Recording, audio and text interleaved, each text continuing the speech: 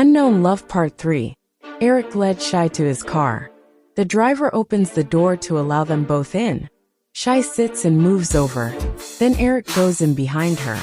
Shy gives Eric the address of her apartment, which he then gives his driver. Along the way, Eric makes conversation with Shy to help ease her from being anxious. "I am glad you agreed to come with me. Have you always lived in this city?" Eric asks. "No. I only have been here about a year and a half. There was a problem I was dealing with, and I felt moving would handle it," Shy justify. "Where are you from and what problem did you have that made you feel you had no other choice but to leave?" Eric interrogates. Shy looks at Eric. "I am from the small city of Landoak, and you know something, this is a nice car. I love the fact it's so spacious." Eric smiles and allows Shy to change the subject. "I do like this car for the space it has. I love having this much leg room." Shy sits with her hands in her lap, and she watches out the window as they get closer to her apartment. The driver pulls up to the building and goes out to open the door for Eric. Eric takes Shy by the hand to assist her from the car. Then he follows as Shy leads him to her apartment. Upon reaching the door, Shy prepares Eric. "I don't have a lot, but it is home," Shy said. Unlocking the door, Shy steps in and keeps the door open for Eric. As Eric starts to close the door, he glances around. The apartment was small but had a good design. There is one couch in the living room with no other furniture. The kitchen is sufficed, and the countertop has just enough space for movement. There are wines on a rack next to a microwave, and a toaster sitting in the corner on the countertop, along with a dish rack with a few dishes in it. Shy walks to her bedroom with Eric on her heels. Before stepping into the room, Shy opens a hallway closet to grab a suitcase and a bag. Once in the room, she lays the suitcase on the bed, goes to the closet for another travel bag, and places it too on the bed. Shy begins gathering the items she wants.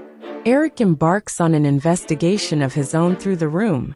Shy sees Eric moving, but doesn't say anything to stop him. "Now remember, Shy, only get those items you can't do without. You do not need any basic items. Not even your clothes," Eric defines. "I hear you, but as far as clothes go, I will be taking these 2 dresses," Shy said as she grabs them from the closet.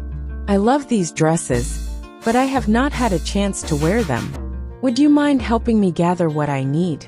You can start by taking the pictures from the frames on the dresser and grab the brown bottle of perfume," Shy tells Eric.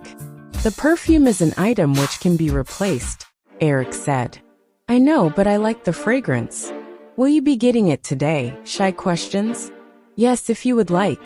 I can have someone go get it. Tomorrow, though, I will be taking you shopping for what you need," Eric explains. Shy smiles. "Okay. I love the way the fragrance smells on my skin. I even wear it sometimes when I sleep."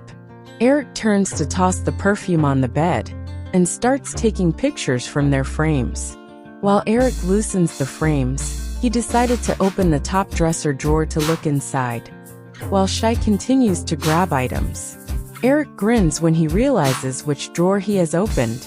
Eric sees a black silk and lace lingerie that he takes by the shoulders and holds it up. Shy turned to put the computer and its charger on the bed and stopped to look at Eric. "Well, who do you wear this for?" Eric questions. "If you must know, I wear it for myself. There has not been a man in my life for some time. I like wearing pretty lingerie at night when I'm alone, sitting in my corner, having me a cup of wine. I relax and work on some of my projects. I love the way certain materials feel against my skin, and the one you are holding happens to be my favorite. Does it seem weird that I like to do that?" Shy asks. "Not at all. I would love to see what it looks like on you." Eric walks to lay it on the bed. Shy snickers and then walked to open the drawer next to her sleepwear. Inside was Shy jewelry perfectly laid out. "You do not need to take any of the jewelry. My lady will have only the best," Eric declares. "You really feel it should be left?" Shy asks. "Yes. I will make arrangement to have the apartment cleaned out. Let the cleanup crew have everything. Make sure to get your important documents and any other paperwork which no one should have, Eric explains. Shai tells Eric, I believe I have everything. I told you I don't have much. And I keep all my important documents together. So in an emergency, I do not have to look for them. The management office is open right now. I need to go there to explain things. All right, Eric responds. Shai goes into the living room for the pictures she has hanging on the wall, removes them from their frame, and heads back to her room. Packing the bag, Shai takes a glance at Eric. Besides Eric being attracted to her, Shai doesn't quite understand why he made the offer. But to save Rain and Sarah, it is a bit easier to accept. I think that is everything. Hopefully I didn't forget anything, Shai points out. You did pretty good not grabbing too many items. I thought I would have to call my guy up here to help, but I can handle this on my own. Eric grabs the items and they leave the apartment. At the management office, Shai walks in and Frank is sitting at her desk. Hello, Shai. What can I do for you today? Frank asks. Frank sees Eric once Shai steps in front of his desk. Mr. Cadale. Eric smiles at Frank and begins to speak for Shai. Shai looks at Eric, then steps aside to allow him to handle it. Shai no longer needs to occupy your apartment.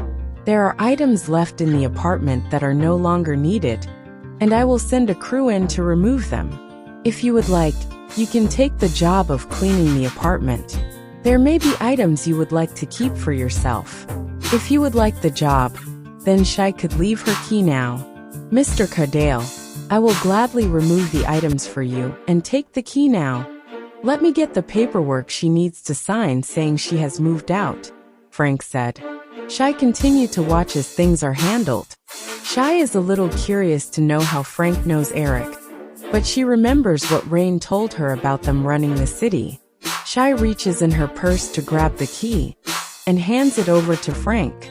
Frank shows Shai where to sign and lets her know everything is good, and she doesn't need to worry about anything else. Eric and Shai turned to leave.